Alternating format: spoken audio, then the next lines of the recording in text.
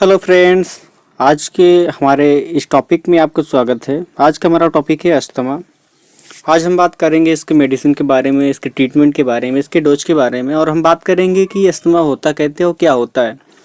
तो basically asthma एक ऐसी कि बीमारी है जो कि एक लंग्स से जुड़ी हुई बीमारी है। इसमें क्या होता है, पेशेंट का जो है कि सांस जो है फूलती है, सांस जो है बराबर ले नहीं पाता, उसे ताकत लगा के सांस लेनी पड़ती है, उसके चेहरे पे पीलापन हो जाता है। बहुत सारे ऐसे कंडीशंस देखने को मिलते हैं एक पेशेंट के अंदर। खासतौर पे सांस की बीमारी है मोटा मोटा। तो ये होता कैसे है कि यहाँ पे हम देख पा रहे हैं कि ये जो हमारी ट्रैकिया है, ये मान लीजिए हमारा ट्रैकिया है, ये जो हमारी कि जिसके द्वारा हम सांस को अपनी फेफड़े तक लेके जाते हैं और फेफड़े से फिर इसको बाहर कि सांस को छोड़ते हैं। इसी को कि यहाँ पर कि शो करके दिखाया गया है। ये यहाँ पर क्या होता है कि हमारे जो ये ट्रैकिया होती हैं या जो पाइप होती हैं, यह एक नॉर्मल पाइप है। ये मान लीजिए एक नॉर्मल पाइप है। अगर इसमें किसी प्रकार का इन्फ्लामेशन होता है या सूजन होती है, जैसे मान लीजिए कि यहाँ पर ये एक एबनॉर्मल कंडीशन है, ये नॉर्मल कंडीशन है। यहाँ पर क्या है, सांस लेने के लिए इसकी जो डायमीटर, इसकी चौड़ाई देखिए लंबी है, चौड़ी है, और इसका जो डायमीटर है बहुत छोटा है। इट मीन्स इसको सांस लेने में दिक्कत होती है।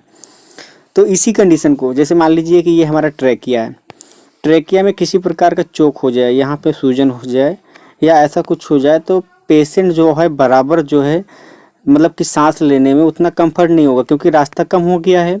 तो पेशेंट जो है सांस लेने में प्रॉब्लम होगी। जब सांस लेगा तो उसको सीटी जैसी आवाज़ आएंगी या ताकत लगानी पड़ेगी। तो अब हम बात करेंगे पेशेंट आखिर होता कैसे है, क्यों होता है।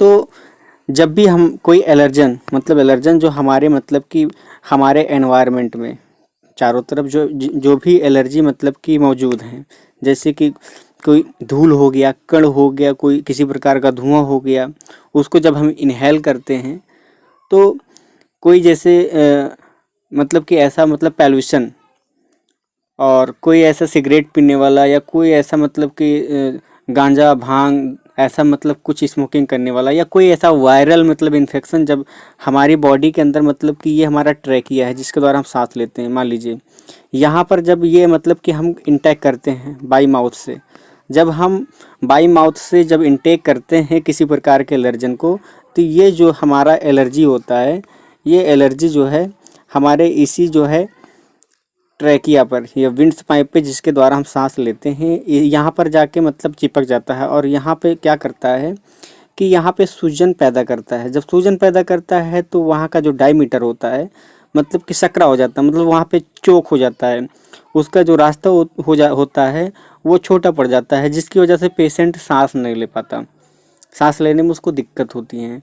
तो मोटा मोटा कहने का कि किसी प्रकार का जो इन्फेक्शन हो गया या वायरल इन्फेक्शन या किसी प्रकार का पॉल्यूशन ही कि इस कि बीमारी को कि स्टार्ट करते हैं। अब हम बात करते हैं इसके सिम्टम्स के बारे में, कि जो कि अस्थमा के कि जो सिम्टम्स होते हैं उनमें से, जैसे कि पेशेंट जो है रैपिडली कि ब्रीथिंग करेगा, कि जल्दी जल्दी सांस लेगा, पूरी तरह से सांस नहीं ले पाएगा, कि थोड़ा थोड़ा करके सांस लेगा, जल्दी जल्दी सांस लेगा, उसका चेहरा पीला हो जाएगा, चेस्ट जो है टाइटनेस होगा, ऐसा होगा कि उसका जो छाती है उसमें एक जकड़न सा है, वो कि एकदम ओपन नहीं है, दबा दबा सा कि ऐसा है, और उसके जो पाइप्स होंगी तो वहाँ पर चोक कर जाएंगे, और वो बात करने में थोड़ा असमर्थ होगा, बात बराबर कर नहीं पाएगा, बेचैनी रहेगी, क्योंकि सांस नहीं ले पाएगा तो उसको हमेशा बेचैनी सी रहेंगी।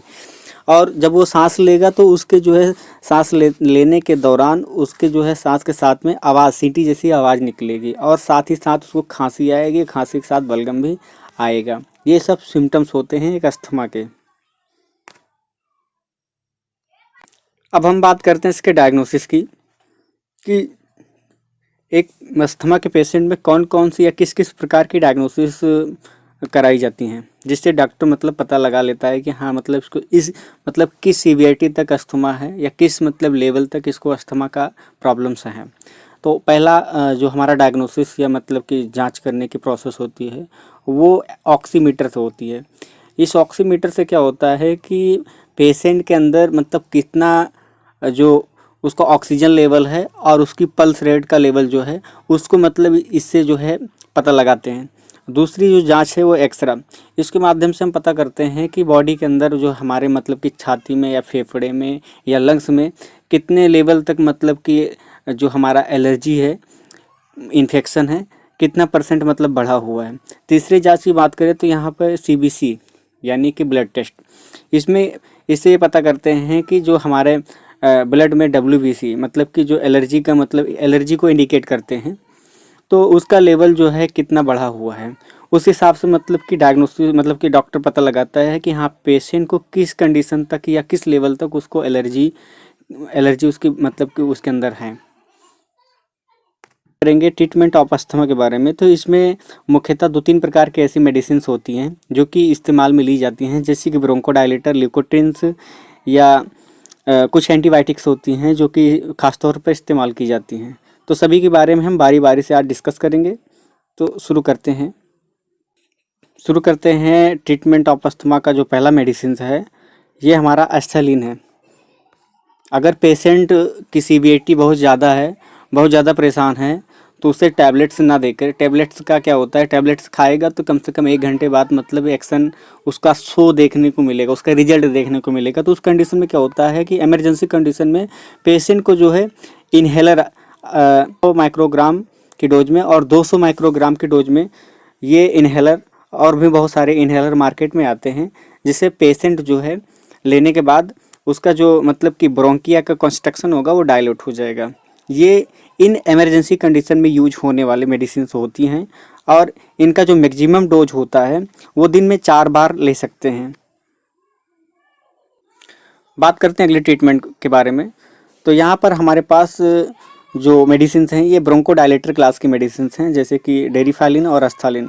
इसे हम BD या OD, इसे हम BD मतलब दिन में 2 बार, और इसे जो है हम BD या OD दे सकते हैं। इन दोनों में से किसी एक मेडिसिन को मतलब कि पेशेंट को दे सकते हैं। और अगर इससे भी आराम नहीं होता पेशेंट को, तो डेरिफाइलिन के मतलब कि इंजेक्शन्स आते हैं जो कि पेशेंट को इन इमरजेंसी कंडीशन, जब टैबलेट से कंट्रोल नहीं होता उसका जो है अस्थमा या सांस की प्रॉब्लम्स, तो उस कंडीशन में इसे जो है डेरिफाइलिन नाम का इंजेक्शन भी आता है। इससे जो है पेशेंट को IV दिया जा सकता है। अब बात करते हैं अगले ट्रीटमेंट के। तो साथ ही साथ इसके साथ बहुत सारे मतलब कैसे कॉर्टिको स्टेरॉयड मेडिसिन आती हैं जो कि वेपर फॉर्म में मतलब कि मतलब कि निमुलाइज की जाती हैं वेपर के द्वारा। तो जैसे कि हमारे पास पहली मेडिसिन से बूडेकार्ड या डाउलिन, इन दोनों में से किसी एक को जो है निमुलाइजर के द्वारा बॉडी में मतलब अपने शरीर में अपने मुंह के द्वारा या नाक के द्वारा इनटेक किया जाता है वेपर फॉर्म में। और बात करते हैं अगले ट्रीटमेंट के बारे में। तो जैसे हमारी बॉडी के अंदर किसी वायरल इन्फेक्शन के द्वारा या किसी ऐसे बैक्टीरिया के द्वारा मतलब कि ये इन्फेक्शन हुआ है, तो उस कंडीशन में हमारे पास जो एंटीबायोटिक्स होती हैं उसको बैक्टीरिया को किल करने के लिए, उसमें से होता है हमारा एजिथ्रोमाइसिन जिसका ब्रांड नेम होता है एसेक्लीन 500 या 250 mg के मतलब की डोज में आती हैं। इसे दिन में 1 बार खाना खाने के बाद दे सकते हैं। इससे क्या होता है कि जैसे कि हमारे मतलब कि बॉडी में बैक्टीरिया के द्वारा मतलब कि इन्फेक्शन हुआ है, तो उस कंडीशन में मतलब कि बैक्टीरिया को किल किया जा सकता है। और साथ ही साथ एक एंटी हिस्टामिनिक मेडिसिन जो कि मोन्टेक्सेल्सी के नाम से आती है, इसी दिन में OD देना है खाना खाने के बाद और शाम मीटिंग में देना है। धन्यवाद।